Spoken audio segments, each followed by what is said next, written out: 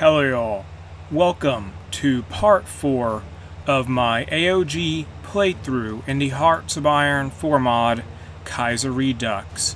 In part 3, we crushed the Anqing clique and then convinced the Qing to submit to us. And now we are battling the Hunan clique at this moment. So I have some unassigned divisions here, at least one. We just recruited these guys. Add them to Army 1. Keep advancing, please. Outdated equipment and production. Yes, I know. Don't worry about it. Just win this war. That's all I ask. Advance in the Changsha. Be more aggressive. I need to change the operations. Execute battle plans in a more aggressive manner. Be faster. Win more battles. Take Chengdi. Go around those units there that are engaged. And just cut apart this clique. Just defeat this warlord. And that'll be a big victory for us. So move up here with our cavalry. I think we got from the Qing Imperial Authority toward Chengdi. Stop advancing. Go now. Go, go, go. Capture the city. Move toward Changsha. Capture Chengdi. Now Chengdi must fall. Stop attacking my men. Keep getting there. Keep advancing. Take more territory. What are you guys doing? Take these provinces. Stop sitting there. Go forward. Advance. And we won. The Yunnan clique declared one of Sichuan clique for whatever reason. Pass, pass, pass. Take all states. Done. And now in the focus tree, let's cancel this. Fund military factories, no more. Now we're going to complete this here. Secure our hegemony over China. And let me read this focus description. We have restored German hegemony over China. The anti-concessionists have been dealt with. Nanking has been completely absorbed into our sphere, and the South is once again under our complete control. We have been granted an unstoppable grip over China, and we don't intend to soon lose it. And let me move all my troops here over to the Shangqing Tuanguo, who kind of helped us out in a war. Just set these units up here for a war in the near future for reasons that will become evident soon.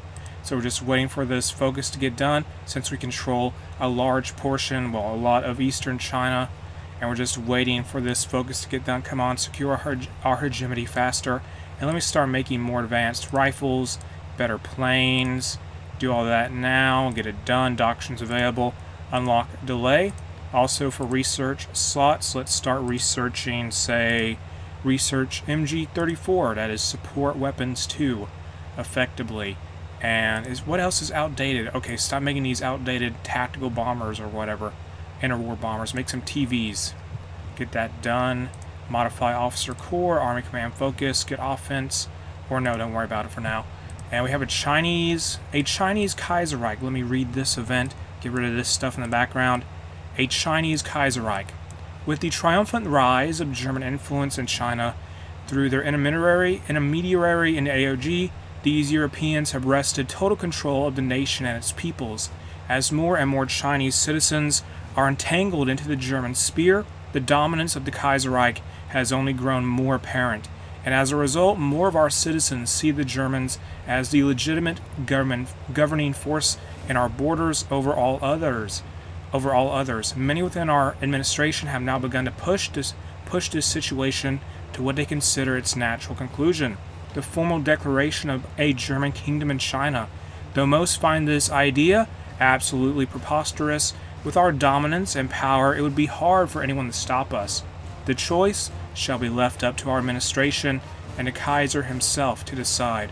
And now, let's choose something here. We have four choices. We can keep what we have and get some political power, or we could put the Kaiser on the throne, or a couple other guys.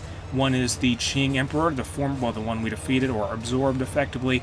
We integrated him into the A.O.G, or Deutsch China at this point. And the other one is the son of Yuan Shikai, who I believe historically he tried to claim he overthrew the emperor, then he declared himself emperor, and it didn't go very well. But anyway, we're going to choose to have Kaiser Wilhelm II become the emperor of China. So we got to wait for an event now. We're still called Deutsch China, effectively German China for now.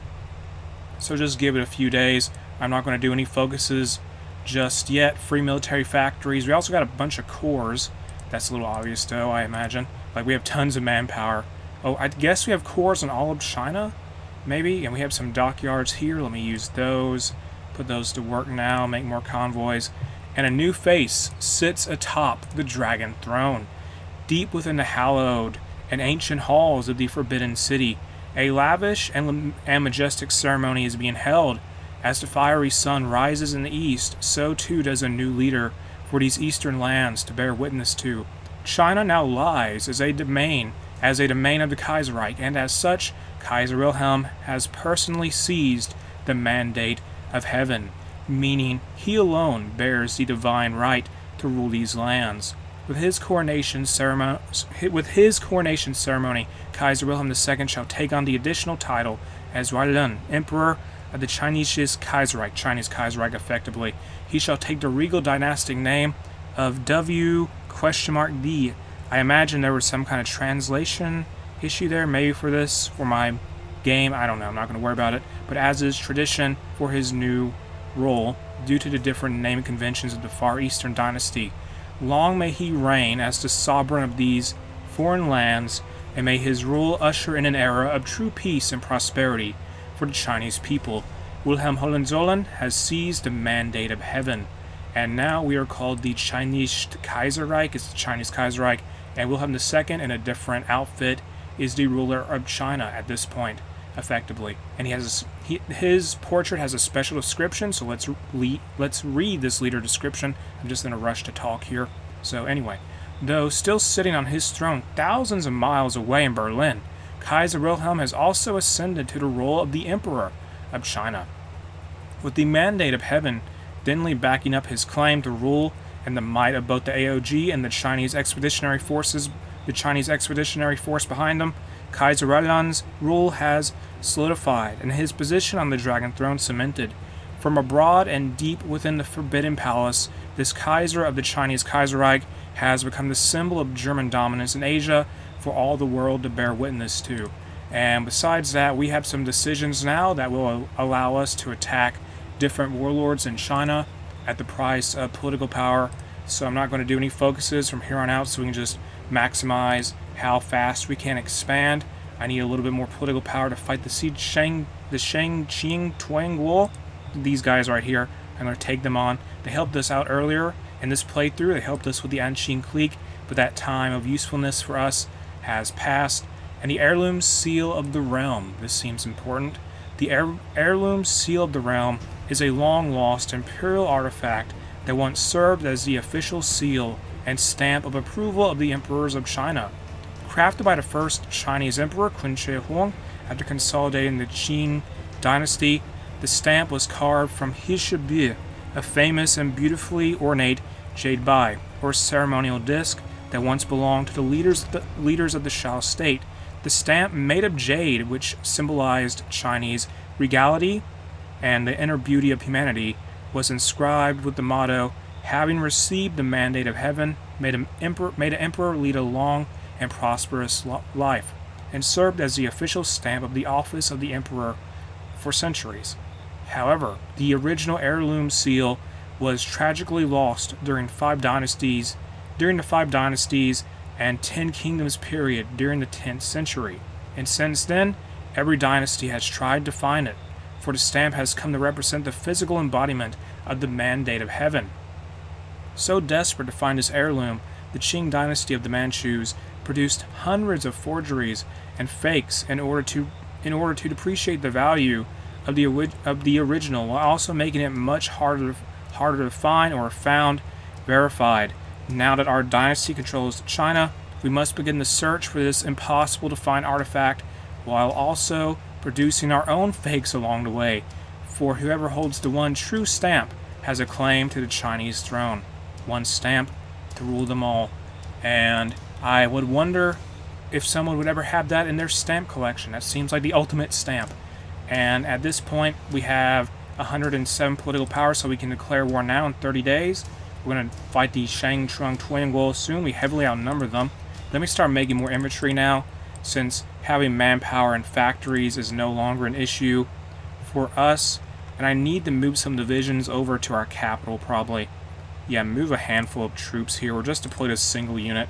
Have them defend the capital, since Qingtuo is still our capital, despite the fact that we have Beijing and a very important city like that. Hold the capital down, please. One division there, led by Fritz Setschby. I can't say his name right, but he's going to hold down the line. And now, no more focuses, don't do any focuses. I need to attack soon, and then just carry forward with the momentum and fight, say, the Shanxi clique soon, or maybe the Yunnan clique, or the Sichuan clique, or whoever is left in our way once we defeat the Shang Xing Tuang Wu. I'm just waiting. And how many more days do we have? 14 days, wow. So do I do any focuses? No, I'm fighting the impulse, I'm fighting the urge to do stuff in the focus tree. And the Black Revolt was annexed by the Constitutional American Republic. The Second American Civil War is taking place. We're not really paying much attention to it, but it is something that is going down at this moment. Well, right now anyway. As you can see here, if we go over and see, since I'm not doing anything else but waiting, the Russo-Ottoman Convention took place. We have, oh my goodness, the Constitutional American Republic is losing ground, and Iran joined the Fourth International. And is that the Russian faction? Yes, it is the Russian faction.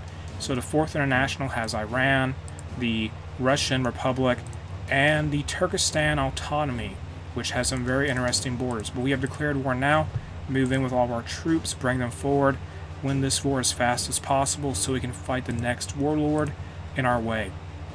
So modify, research slot available. Let us unlock. Japan announces her ambitions. I'm a little worried Japan may eventually try to fight us. I don't know if they will or not. Scotland declared, what is going on in Britain? The Welsh Union. Oh no. So Wales and Scotland are breaking away from England. Yeah, that's bad for the Union of Britain, isn't it? That is definitely rough for them. Oswald Mosley made a mistake somewhere, evidently, as part of his country is trying to break away, and it looks like they may succeed. Wales succeeded, it seems, anyhow. So now we're still holding the capital. Use last stand. This is brutal. They have so many units of just attacking the capital. Stop. Stop attacking the capital. Hold the capital down more. Get to their capital. Just defeat them. Once we get the pressure off of our capital, once we defeat them, and we have just got them out of the way, we'll no longer have a country that's right on top of our administrative center. And in turn, done. So we're finished with that war. Let's attack our next clique and move this unit forward. Put them in the army, and let's move our entire military force over to the city Yunnan clique, possibly. They're busy in a war right now. I need to take advantage of that. So that focus, that decision, will be done in 30 days. Get these units set up here. Fix the war line, the offensive line. Greece join the Entente. That has happened. And have our, what is this now, 52 divisions get ready to attack the Yunnan clique. Then after that, we'll fight the Shanxi clique, or then the Ma clique, and then the Sichuan clique, and that will be it, I believe. Unless there's any more special decisions that will allow us to, say, fight the Mongols and the Xinjiang clique and Tibet. I don't know if there will be or not. And the Donkyuban Union declared war on the Russian Republic. Oh no, that's a little concerning, because the Donkyuban Union, oh never mind, they're fighting alone. Yeah, that is, wow. So I don't think they're going to win that, but they're pretty bold to do it, at the very least, I'll say that. And how much longer do we got to wait here? 14 more days. Red Flood event. And I have some dockyards available. Let's use those. And we have almost 8 million manpower. The Iguan declared war on the Jabal al-Shamar in the Arabian Peninsula. That is going on. Make more convoys, because that's all we can really have, because they don't have any more tech. Well, I could probably make a navy if I wanted to. Don't do any focuses. Fight the urge. Fight it off. And we have only a few more days until we're ready to strike the Yunnan clique, who is not done fighting the Sichuan clique just yet, and they're going to take on all of our divisions soon. And I'm going to be this should be easy, I would think. And the Sichuan clique is effectively going to get saved by the Chinese Kaiserreich, but not for long. I may actually fight them next after the Yunnan clique instead of the Shanxi clique. And there we go, the war started. Let's move in, bring forward all of our divisions across the border. There's no one here. They didn't really have many divisions. They weren't really expecting our attack, weren't they? They have one division here, and that was it. I think they weren't even here to stop us from attacking them. They were sort of here to fight the Sichuan clique, and that was it. Research slot available. Let me get Maintenance Company 1 researched. Go forward, keep advancing, get to Kunming. That's their capital. Move forward here, attack this one division. We have Support Weapons 2 researched. Let's now research something else, like, say, the artillery upgrade. Someone fell ill, that's one of our commanders. Russia is now fighting the Komik Khanate. I guess they're trying to take over all the North Caucasus region. And it looks like the Donkyvan Union is trying to advance, or are they losing territory? I don't know. It looks like, yeah, they're losing territory. Keep pushing forward here, take the capital of the enemy, take all of their important cities, of course, move past these units, take Jinghong, get Dali as well. Come on, go forward, we capture that city, get Dali. Dali? Just capture it, and that should be enough to defeat the Yunnan clique.